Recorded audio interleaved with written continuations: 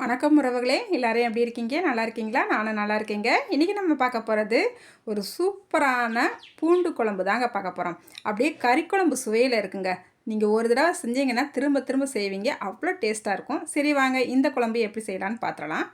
இப்போ ஒரு கடாய் அடுப்பில் வச்சுக்கிட்டு இதில் 1½ ஸ்பூனுக்கு மல்லி சேர்த்துக்கலாம், 3/4 ஸ்பூனுக்கு சின்ன சீரகம், ஒரு அரை ஸ்பூனுக்கு பெருஞ்சீரகம் சேர்த்துக்கலாங்க. சேர்த்துட்டு அடுப்பை மிதமான தீயில் வச்சுக்கிட்டேவும் இந்த மசாலாவை நல்லா வறுத்து எடுத்துக்கலாங்க.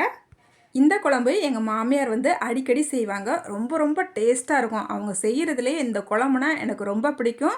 ஒரு கை சாதம் கூட எக்ஸ்ட்ரா சாப்பிட்லாம். அந்த அளவுக்கு டேஸ்ட்டும் சூப்பராக இருக்கும். எங்கள் மாமியார் இந்த குழம்பு பண்ணும் போதெல்லாம் கரெக்டாக இந்த கேரட் பொரியல் தான் பண்ணுவாங்க. இந்த கேரட் பொரியலோட இந்த குழம்பு சாப்பிடும் போது சூப்பராக இருக்கும். கொஞ்சம் அப்பளமும் பொரிச்சு வச்சுருவாங்க. இதோட சாப்பிடும் போது ரொம்ப ரொம்ப டேஸ்ட்டாக இருக்குங்க. இப்போ நம்ம காரத்துக்கு 2-3 வத்தலும் சேர்த்துக்கலாம். நான் கொஞ்சம் காரம் கம்மியாக தான் சேர்த்துருக்கிறேன். நீங்கள் காரம் நல்லா சாப்பிடுவீங்கன்னா கூட 2 வத்தல் கூட சேர்த்துக்குங்க.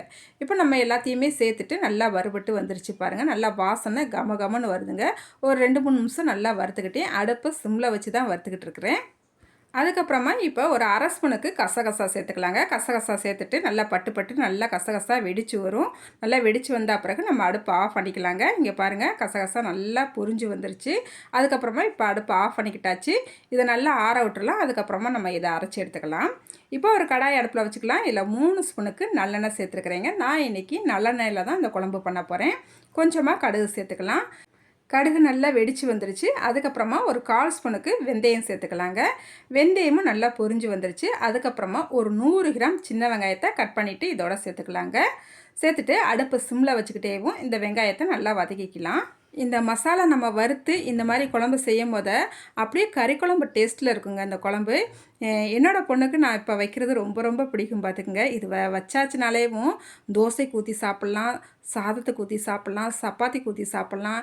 எல்லாத்துக்குமே செம்ம டேஸ்ட்டாக சூப்பராக இருக்குங்க. இப்போ வெங்காயத்தை நல்லா கண்ணாடி பதம் வர வரைக்கும் நல்லா வதக்கிக்கிட்டாச்சு. அதுக்கப்புறமா ஒரு 50 கிராமுக்கு பூண்டு சேர்த்துக்கலாங்க. பூண்டு சேர்த்துட்டு நல்லா வதக்கிக்கலாம். அடுப்பை சிம்மில் வச்சுக்கிட்டேவும் நல்லா வதக்கிக்கலாங்க. ஒரு 2-3 நிமிஷம் நல்லா வதக்கினாலே போதும். இப்போ நம்ம வெங்காயத்தையும் பூண்டையும் நல்லா வதக்கிக்கிட்டாச்சு. அதுக்கப்புறமா ஒரு 3 மீடியம் சைஸ் தக்காளி பழத்தை நல்லா நீல வாக்கில் கட் பண்ணிவிட்டு இதோட சேர்த்துக்கலாங்க. கூடவே கொஞ்சமாக கருவேப்பிலையும் ஒரு 4 பச்சை மிளகாவும் சேர்த்துக்கலாம். சேர்த்துட்டு நல்லா கலந்து விட்டுக்கலாம். அதுக்கப்புறமா இதுக்கு தேவையான அளவு உப்பும் சேர்த்துக்கலாங்க. உப்பு சேர்த்து வதங்கும் போது நம்மளுக்கு தக்காளி சீக்கிரமாகவே வதங்கி வந்துடும். இப்போ நல்லா கலந்து விட்டுட்டு இப்போ மூடி வச்சு இதை நல்லா தக்காளியை வேக விட்டுறலாங்க. அதுக்குள்ளேயே நம்ம மசாலா வறுத்து வச்சுருந்தோம் இல்லையா, அது நல்லா ஆறிடுச்சு.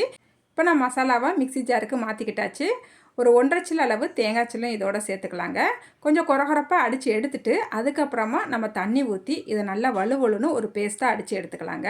நம்ம மசாலா அரைச்சிட்டு வரவங்களையும் இங்கே தக்காளி நம்மளுக்கு வெந்துருச்சு. இது கூடவே ஒரு 1/4 ஸ்பூனுக்கு மஞ்சத்தூள் சேர்த்துக்கலாங்க. சேர்த்துட்டு நல்லா கலந்து விட்டுட்டு நம்ம அடித்து வச்சுருக்கிற இந்த மசாலாவை சேர்த்துக்கலாம். இப்போ நம்ம இந்த குழம்புக்கு தேவையான அளவு தண்ணி சேர்த்துக்கலாம்.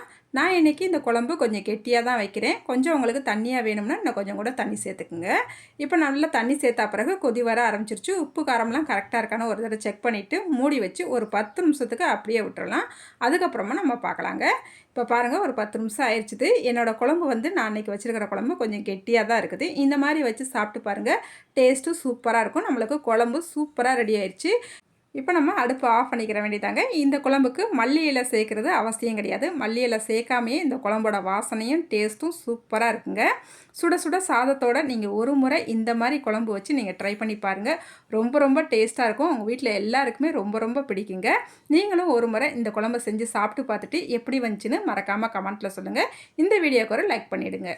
அடுத்த ஒரு வீடியோவில் பார்க்கலாங்க. பாய்.